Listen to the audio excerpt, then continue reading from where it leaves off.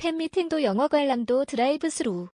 신종 코로나 바이러스 감염증 코로나19로 인해 굳게 닫혔던 엔터테인먼트 시장이 조금씩 기지개를 켜고 있다. 언택트, 비대면 콘텐츠가 각광을 받고 있지만 현장감이 없다는 아쉬움 섞인 목소리는 끊이지 않는다. 이 공백을 메우려는 방안으로 드라이브인 혹은 드라이브스루이 주목받고 있다. 영화계 불황, 자동차 극장으로 뚫는다. 코로나19 사태로 인해 가장 큰 타격을 입은 업종으로 손꼽히는 멀티플렉스 극장과 놀이동산은 자동차 극장으로 의기투합한다. 시즈비는 서울랜드와 손잡고 오는 24일 카시네마를 연다. 상영작은 코로나19 발생 이후 개봉된 첫 한국형 블록버스터인 반도 감독 연상호, 다. 국내 최대 규모 멀티플렉스인 시즈비가 자동차 극장을 여는 것은 처음이다. 영화진흥위원회 영화관입장관 통합전 상망에 따르면 올 상반기 관객 수는 전년 동기 대비 70.3% 감소했다. 특히 4, 5월은 예년에 비해 관객이 각각 92.7%, 91.6% 줄었다. 이런 상황 속에서 사회적 거리두기를 유지할 수 있는 극장 형태인 자동차 극장을 선택한 것으로 보인다. 시즈비 홍보팀 관계자는 코로나19로 문화생활을 즐기지 못한 관객들에게 업체 간 협력을 통해 안전하게 관람할 수 있는 기회를 제공하고자 했다고 밝혔다. 서울랜드 역시 놀이기구 탑승 중 이용객 간 거리두기가 어려운 상황 속에서 시즈비와 함께하는 자동차 극장으로 새로운 활로를 개척한 셈이다. 또한 자동차 극장 이용객들에게 서울랜드 이용권을 할인해 구입할 수 있는 프로모션을 진행하는 등 윈윈 전략을 찾고 있다. 이용객 입장에서도 자동차 극장이 주는 메리트가 크다. 인당 관람 비용을 내는 것이 아니라 차량 1대당 22,000원을 지불하기 때문에 4명이 탑승하면 관람료를 크게 줄일 수 있다. 한 영화계 관계자는 최근 반도의 흥행으로 점차 극장을 찾는 이들이 늘고 있지만 여전히 불안감 때문에 쉽게 극장에 오지 못하는 관객이 적지 않다며 멀티플렉스가 주도하는 자동차 극장은 이런 난관을 극복하는 적절한 해법이라고 분석했다. 드라이브스루, 신개념 팬미팅, 공연. 방송가는 한국의 성공적인 코로나19 검사법으로 주목받은 드라이브스루도 적극 도입하고 있다. 지난해 JTBC 예능 슈가맨을 통해 뒤늦게 전성기를 맞은 가수 양준일은 지난 4월 드라이브스루 팬미팅을 진행했다. 모자와 마스크, 장갑 등을 착용한 양준일은 차를 타고 온 후 팬들을 일일이 맞으며 인사와 대화를 나눴다.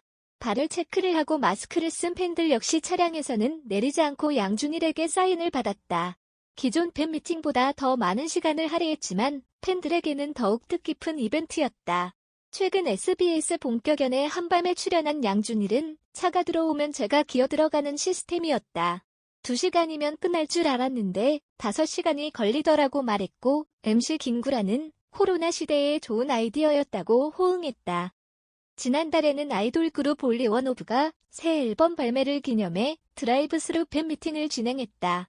이외에도 지난 10일에는 서울 경복궁 야외 주차장에서 2020 차 안에서 즐기는 고궁음악회가 열렸고 진주시립교향악단이 드라이브인 콘서트 형식으로 정기연주회를 여는 등 지방자치단체도 동참하는 분위기다. 각 방송사도 이런 흐름에 발맞추는 모양새다. 종합편성 채널 MBN이 지난 5월 시작한 예능 드로아는 게스트들이 차를 타고 입장한 채 MC들과 이야기를 나누고 노래를 부르는 콘셉트다.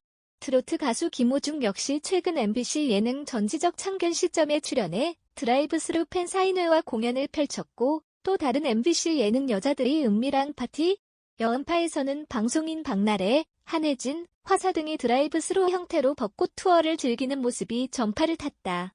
MBC 예능국 관계자는 방송이 대중에게 미치는 영향이 크기 때문에 안전을 유지하면서 즐거움을 주는 형식을 가진 프로그램은 향후 더욱 늘어날 것이라고 내다봤다. 프로그램은 향후 김호중 측 입대 관련 편파 보도한 기자에게 2억 원 손해배상 청구. 미스터트롯 출신 가수 김호중 측이 SBS 편 기자에게 2억 원의 손해배상을 청구했다. 김호중의 소속사 생각을 보여주는 엔터테인먼트는 22일 SBS 편 기자에게 2억 원의 손해배상을 청구했다고 밝혔다. 소속사 측은 김호중의 여러 의혹을 제기한 SBS 편의 보도 내용을 언급하면서 김호중이 전 매니저라 주장하는 권 씨의 일방적인 입장만 담아 편파적인 기사를 게재했으며 김호중이 군 입대 연기 의혹에 대해 사실 확인 없이 악의적인 추측성 의혹을 보도했다고 설명했다. 이어 김호중의 병역 비리 의혹을 재차 제기하면서 김호중의 안티카페에서 일방적으로 주장하는 내용을 사실 확인 없이 그대로 보도했으며 사실 확인 없이 김호중의 입영 예정일 등에 대해 허위 사실을 보도했다면서 당사는 SBS 튠의 기자에게 정정 보도를 요청했으나 거절당했으며 계속해서 악의적이고 편파적인 허위 보도로 김호중의 명예를 훼손시키는 건 물론 예정된 일정 등의 심각한 차질을 빚게 했다고 전했다. 소속사 측은 당사 또한 김호중의 팬들로부터 문의와 항해 전화, 이메일이 빗발치는 등 업무 전반이 마비가 되어 업무에 차질을 빚고 있다며 당사는 SBS 튠 기자에게 2억 원의 손해배상을 청구했다고 알렸다. 이하 김호중의 소속사 생각을 보여주는 엔터테인먼트 공식 입장 전문. 안녕하세요. 가수 김호중 소속사 생각을 보여주는 엔터테인먼트입니다. 김호중과 김호중 팬분들의 명예를 실추하고 있는 SBS 튠의 강경윤 기자에 대한 손해배상 책임권에 대해 공식 입장을 전달드립니다. 지난 6월 18일과 19일 SBS 튠의 강경윤 기자는 김호중이 전 매니저라 주장하는 권모 씨와 관련해 여러 사실을 부인한 것에 대해 권모 씨의 일방적인 입장만 담아 편파적인 기사를 게재했습니다. 6월 25일에는 SBS 튠 및 유튜브 채널 비밀연애에서 김호중과 권모 씨의 분쟁에 대해 재차 보도했습니다. 7월 2일에는 권모 씨가 일방적으로 주장하는 김호중의 군 입대 연기 의혹에 대해 사실 확인 없이 악의적인 추측성 의혹을 보도했으며 7월 8일에는 김호중의 신경을 담은 글을 게재하며 자신만의 편파적인 생각을 그대로 드러낸 기사를 게재했습니다. 7월 14일에는 김호중의 병역 비리 의혹을 재차 제기하면서 김호중의 안티카페에서 일방적으로 주장하는 내용을 사실 확인 없이 그대로 보도했으며 7월 17일에도 사실 확인 없이 김호중의 입영 예정일 등에 대해 허위 사실을 보도했습니다.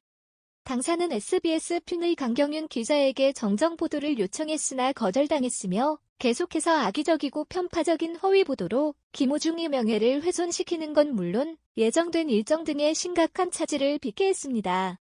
당사 또한 김호중의 팬들로부터 문의와 항해 전화, 이메일이 빗발치는 등 업무 전반이 마비가 되어 업무에 차질을 빚고 있습니다. 당사는 SBS 튠의 강경윤 기자에게 2억 원의 손해배상을 청구했습니다. 앞으로도 당사는 김호중과 김호중을 사랑해주시는 팬분들을 보호하고자 노력할 것이며 명예훼손과 허위보도, 악플 등에 대해 강경한 법적 조치를 할 것입니다. 의견 섹션의 문제에 대한 의견을 남겨주세요.